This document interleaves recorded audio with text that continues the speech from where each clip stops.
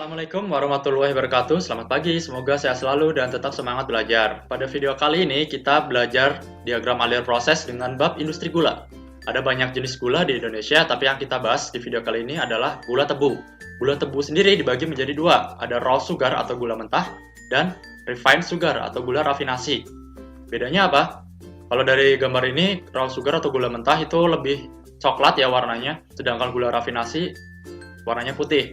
Kandungannya paling banyak adalah sukrosa sekitar 97,5%, sedang sisanya adalah senyawa organik lain, kotoran, dan air.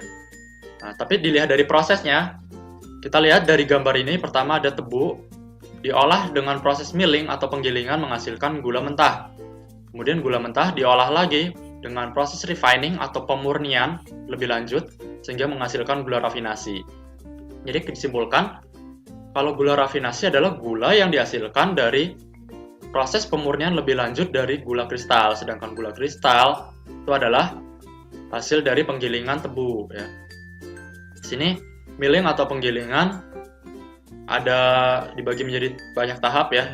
Pertama ada persiapan tebu, ada ekstraksi jus. Ekstraksi jus ini maksudnya adalah nira ya. Jadi kadang di industri gula nira itu sering diistilahkan dengan jus atau sirup. Kemudian proses selanjutnya ada clarification atau pemurnian dengan klarifikasi, pengendapan. Kemudian ada evaporasi, penguapan. Ada kristalisasi, pengkristalan. Ada separation, pemisahan. Dan drying, pengeringan. Sedangkan di proses refining, pemurnian, di sini ada melting atau pelelehan. Ada clarification untuk pemurnian. Ada decolorization atau penghilangan warna. Ada evaporation, penguapan. Ada kristalisasi, ada separation, pemisahan, drying, pengeringan.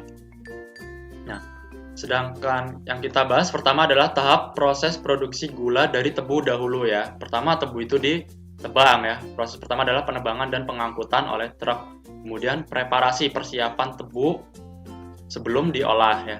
Jadi dua tahap ini adalah tahap awal. Kemudian tahap utamanya adalah ekstraksi, pengambilan nira dari tebu.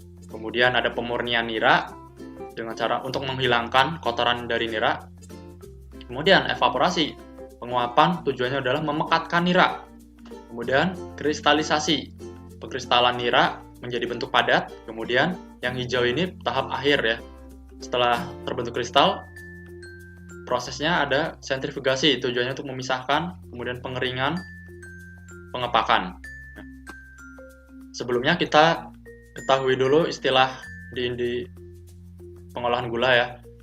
Tebu atau nama lainnya can bahasa Inggrisnya ya, itu adalah sebagai bahan mentah.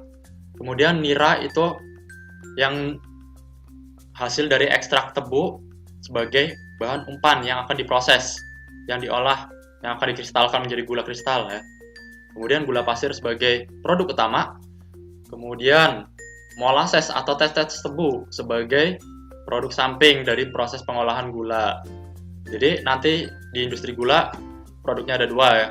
Produk utamanya gula pasir, produk sampingnya tetes tebu atau molasses. Nah, kenapa disebut produk samping? Karena molasses ini bisa diolah menjadi berbagai macam produk lain ya, nanti akan kita bahas. Kemudian dari proses pengolahan tebu ini menjadi gula menghasilkan limbah yang namanya bagasse atau ampas. Limbah dari proses ekstraksi. Ada juga limbah yang disebut blotong, limbah dari proses filtrasi. Kita lihat, bahas lagi ya proses produksi gula tebu. Yang pertama ada preparasi tebu. Kemudian ekstraksi menggunakan mesin penggiling. Kemudian pemurnian dengan alat clarifier. Kemudian evaporasi atau pemekatan dengan alat evaporator. Kemudian pengkristalan gula, mengubah yang wujudnya cairan nira menjadi padatan gula kristal dengan alat kristalizer.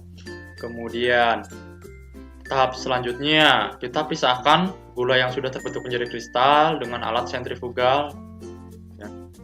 Kemudian setelah dipisahkan, prosesnya pengeringan gula dan terakhir pengemasan. Nah, kita bahas lebih detail lagi ya. Pertama, stasiun atau area daerah untuk preparasi. Tujuan atau proses operasi ini adalah menyiapkan tebu untuk digiling ya agar lebih efisien. prinsip kerjanya adalah pengecilan ukuran menggunakan gaya mekanis. Nah, alat dan mesinnya yang pertama ada can table. Ya, kalau diartikan, can itu tadi tebu, table itu meja. Tujuannya adalah untuk menghamparkan batang tebu dari truk sehingga mempermudah masuk ke chain conveyor. Nah, kalau diartikan chain itu rantai, conveyor itu alat transportasi padatan ya, yang tujuannya untuk memindahkan dari suatu ke tempat lain ya. Tapi untuk padatan, di sini padatannya ada tebu. Menuju ke can cutter ya. Cutter kalau diartikan pemotong tebu ya. Jadi can table ini dihamparkan tebunya, kemudian dipindahkan menggunakan chain conveyor ke can cutter untuk dipotong-potong. Ya. Kemudian can cutter ini fungsinya untuk memotong batangan tebu menjadi lebih pendek. Setelah lebih pendek, masuk ke alat can shredder yang berfungsi untuk menyayat potongan tebu menjadi serpihan tebu. Tujuannya apa? Kenapa dibuat serpihan lagi? Untuk meningkatkan efisiensi penggilingan, pemerasan atau ekstraksi tebu ya, untuk menghasilkan nira nanti. Nah, kemudian setelah dipotong-potong dan dibuat serpihan tebu, lanjut ke proses stasiun ekstraksi. Tujuannya untuk mendapatkan sari tebu atau nira sebanyak mungkin ya. Prinsip kerjanya, serpihan tebu tadi dijepit pada penggilingan berkali-kali dengan memanfaatkan air imbibisi. Nah, air imbibisi ini adalah air yang disemprotkan ke serpihan tebu tadi sehingga bercampur ya antara serpihan batang tebu dengan air. Alatnya ada unit gilingan yang terdiri dari 4 baterai atau 3 roll. Jadi penggilingan ini menggunakan alat roll crusher atau roll mill ya, penggilingan dengan roll. Kemudian ada alat chain conveyor lagi yang tujuannya memindahkan ampas tebu dari gilingan baterai ke-1 menuju ke penggiling kedua, ketiga, dan keempat. Ya, baterai ini maksudnya penggilingan. Kemudian sprayer imbibisi. Ya, sprayer tadi penyemprot, imbibisi itu air yang dimasukin ya, air hangat yang dimasukkan ke serpihan batang tebu. Sprayer ini tujuannya untuk menyemprotkan ampas tebu dengan menggunakan air hangat guna meningkatkan efisiensi pelarutan sukrosa pada ampas tebu. Ini gambar susunan unit gilingan tebu. Ya, tebu yang tadi sudah dipotong-potong di sini, di cutter, kemudian di shredder, dicacah ya sampai menjadi serpihan, lalu digiling menjadi dengan satu alat penggilingan ada 3 roll ya. 3 roll, di sini ada 5 alat penggilingan. Nah, selama proses penggilingan itu disemprotkan dengan air hangat ya ke serpihan tadi. Nah, kemudian hasilnya adalah nira yang sudah bercampur dengan air imbibisi atau air hangat tadi. Ini hasilnya ke bawah ya, yang akan lanjut ke proses selanjutnya. Sedangkan limbah dari proses ekstraksi tadi bagase ya, ini adalah gilingan untuk proses ekstraksi. Limbahnya tadi ke boiler atau ke perebus ya, tujuannya untuk membangkitkan listrik yang akan digunakan ke area pabrik. Ya. Tujuannya tadi air imbibisi adalah melarutkan sukrosa pada ampas sehingga residu minimal dan air imbibisi seminim mungkin. Di sini misalkan di sini ada tebu 100 kg. Tadi diekstraksi ya, menghasilkan nira yang akan kita ambil. Sedangkan limbahnya kita sebut sabut atau bagase atau ampas sekitar 12,5 dan kita dapat sekitar 87,5%-nya dari tebu ini yang kita giling tadi.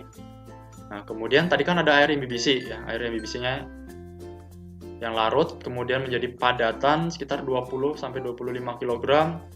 Kemudian ada padatan yang terlarut sekitar 20 kg. Ada yang padatan yang tidak terlarut sekitar 5 gram. Nah, ini yang merah ini yang lanjut ke proses selanjutnya untuk proses pengkristalan gula. Sedangkan yang hitam ini yang tidak dipakai ya, yang akan dibuang.